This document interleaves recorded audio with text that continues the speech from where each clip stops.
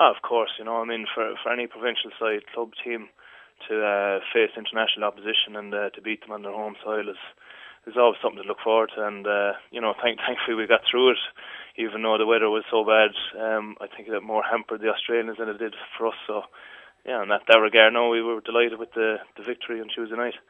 Yeah, Dennis, I think a few people have been asking in the past few days since the win on Tuesday, what is it about Munster that they've got such a great record against these international touring sides? Because it's hard to imagine any other club side or provincial side doing so well against the top teams in the world.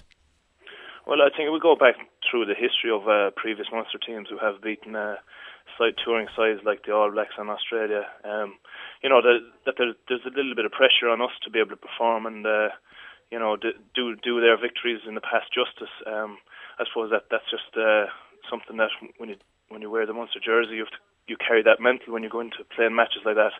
So in that regard, I suppose it's important to us to perform and to show what we can do in our era. Is there an element as well of maybe not showing them too much respect, maybe just going out there and saying, look, it's 15 against 15, we're professionals against professionals? Does that kind of come into it as well, maybe?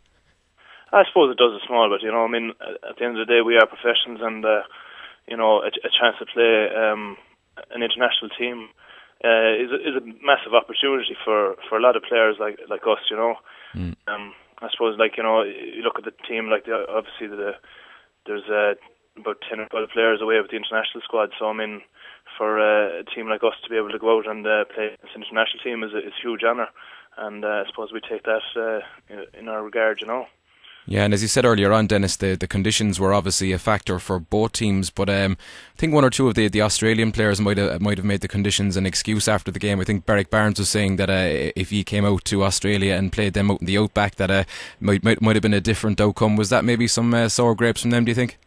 Maybe, possibly. I mean, in fairness, it wasn't the easiest of conditions, so I can see from their point of view, to be coming from nice sunshine, coming over to play in that kind of weather would be is fairly abysmal. You're I'd say when you look out the window that on Tuesday morning, I'd say they were kind of like, you prefer to be somewhere else. But at the end of the day, they're professionals and we're professionals, and you have to take whatever weather conditions come at you and play to them. And I suppose on the night we welcomed the conditions, because we knew we'd be able to play a style of game that maybe and take a lot away from what they could do, So it probably negated some of their tactics and played into our hands, But at the end of the day, it's still a rugby match, and it's the way you have to play it. Yeah, absolutely. No, one of the main positives from Tuesday night was the performances of some of the young guys, the likes of Ian Nagle and Peter O'Mahony, and that was evident as well from the win over Ulster a couple of weeks back. It's been a huge positive for Munster to have these young guys stepping up to the plate when there's so many big players off at international duty. You know what it's like to be one of those young guys knocking at the door, Dennis. They've kind of surprised a lot of supporters, I think. Have they surprised the other guys in the squad? Not at all, I mean, I've played with some of these guys like it from Munster A, and I've seen what they can do at that level. I mean, you go back through the years, and you always have people being surprised by young players coming through, and I suppose it might never change, but they always are surprised.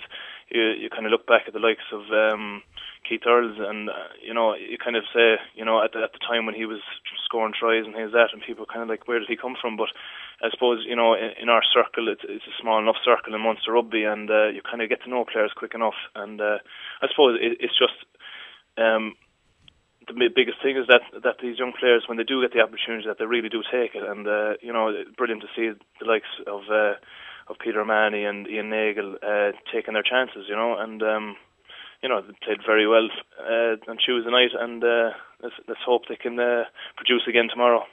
Yeah, and of course it is a pretty big game tomorrow down at Musgrave Park, top of the table Magners League clash. It's a fairly quick turnaround in rugby standards, Dennis, going from a Tuesday game into a Sunday again, especially given how physical the game was on Tuesday. Do you feel like you're ready for another 80 minutes tomorrow? It takes a little bit of more effort, I suppose, alright, to get yourself right for a game in short turnaround. But I suppose the way we look at it is it's not an excuse. We're still the same 22 guys, that have to take the jersey and go out and perform. And I think that's been a couple of performances lately kind of, have give us a bit of confidence that we can do it on nights maybe, when they are short turnarounds. But I suppose tomorrow will be a good evening for us to get a victory, especially against the second side in the league, Yeah, and as I said, Dennis, it is a top of the table clash. I think they're only 4 points behind ye in the table.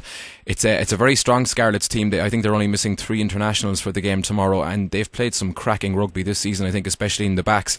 I think it was most evident in the Heineken Cup win over Perpignan. So I suppose from your point of view, I'm sure you've admired some of their performances, but it's going to be a tough one for you. Oh, absolutely. I think they've been coming over looking for the 4 points.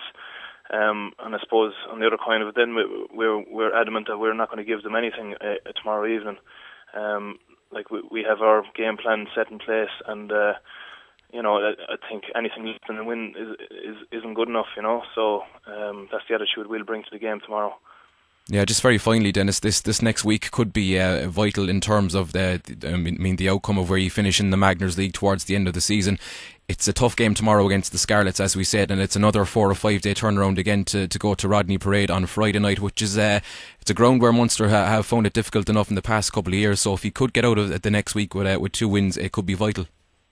Yeah, it's games at this time of the year are pretty vital, especially with teams missing players to international duty. But at the end of the day, we still have a strong squad, and I suppose between the Ulster victory and the Australian victory, we take massive confidence from what we can do.